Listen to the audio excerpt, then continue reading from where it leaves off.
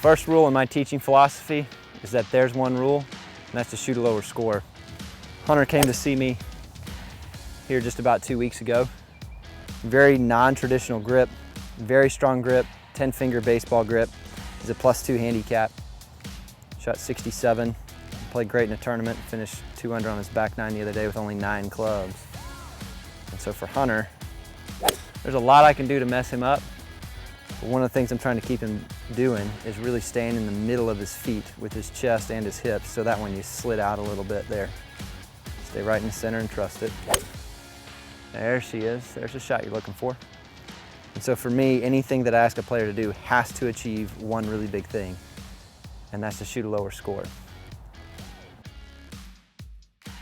The second rule in my teaching philosophy is, how does the ball know that? Simply put, if I ask a player to make a change, I want to see fairly immediate change in that ball flight. We spend a lot of time as an industry looking at 3D data. We look at the body, force plates, pressure mats, K-vest. All that stuff's great. However, the only thing that connects you to the ball is through that club, and that's through your hands. We spend a lot of time working on things that don't actually make people better. I can change his grip. He's a strong grip player. I could change his setup. That would be fine, but none of it's actually going to make him better. So I've simply asked Hunter to stay between his feet, just like that, in order to execute the ball flight that he wants. So for me, I've got to remember, how does the ball know that? Change the ball flight, and change their performance. The third rule of my teaching philosophy is that you don't have to get worse before you get better. You just have to get uncomfortable. That's a phrase I've heard a lot, over and over and over by students. Well, you know you got to get worse before you get better. Let's just work the forward swing. You don't go to the doctor to get worse. You don't go to the gym to get less fit. You do the things that you need to do, going to the doctor or going to the gym, you're going to get better. And if I'm giving you the right stuff, which I'm going to do, you're going to get a whole lot better and do it fairly quickly. Go ahead and hit a couple, Piper.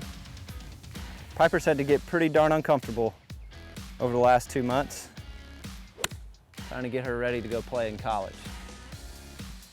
So if you want to get better, just be willing to get uncomfortable. Very nice. That was much better there, wasn't it? The fourth rule of my teaching philosophy is, get them on the golf course early and often. We have swung too far as an industry to spend way too much time on the driving range perfecting golf swings. It's all about what you shoot, so we've got to get them on the golf course. I'm out here with 3 of my students taking a look at the green first. I spend a lot of time with players here so you can figure out how to get here. At the end of the day, there's one rule, and that's to shoot a lower score. So we've got to get you all on the golf course as quickly and as early as possible. The fifth rule of my teaching philosophy is to teach them as an athlete first. We spend a lot of time building golf swings using training aids and video and 3D technology, and all of that's great. So one of my favorite exercises around the green is here to do with one of my players, Erica. I just want her to hit the ball into my hands. So we're going to start here. Just land it in my hands. Pretty good. A little high. Give that a go again. Let's go a little lower this time. I want her to drop it in my hands. Excellent there. Very nice. And let's go one high. So letting her be an athlete and do this by feel. We've worked a little bit on her technique so she can hit all of these shots.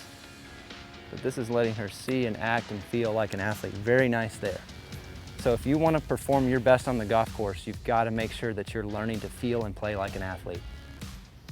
The sixth rule of my teaching philosophy is that you have to have a way to monitor your practice. Training aids, video, 3D, a coach, all of that's good. However, if at the end of the day you can't feel it, you can't take it to the golf course. So I push on my players really hard. I don't have a lot of training aids. I really get them into feeling the movement. So go ahead and Piper hit a pitch shot here. Piper used to have a lot of slide in her lower body, a lot of arm movement. What did you feel was correct there? Okay, good. Chest was a little back there. Could you feel that? Okay, good. See if you can correct it on the next one. Good, so for her is really learning to pay attention to her feels. And they're so unique for each player. What'd you miss there? No, that's okay. What'd you miss there? And that's correct, a little slide out of those legs. Keep the legs centered and get taller. So she has to be able to monitor those feels. Better, and one more. So learn to feel your golf swing, and you're gonna find yourself playing a whole lot better, especially out on the golf course. Very nice there, girl. That's a wrap.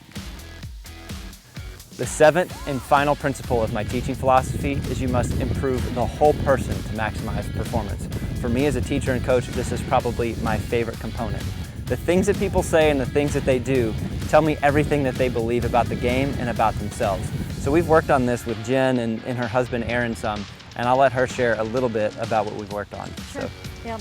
When we first started working together, you explained that it was more than just practicing your swing and your putting, but it was also how you think about the game, how you approach a green or a swing, and with that positive attitude instead of thinking, I'm not going to hit it or anything like that. So that's definitely improved my game, is walking up to a shot, not thinking about the water, not thinking about what else is going on. Yeah. Well, and the other thing we looked at too is just this general narrative that people have about themselves, where we joke and we make comments that kind of tell me a little bit more about how deep that belief and that negative attitude can go into you. So, you know, little comments here and there may not seem that big of a deal, but to me they're a huge deal because they tell me everything I need to know. And so for me, this is my favorite principle. You must improve the whole person to maximize performance.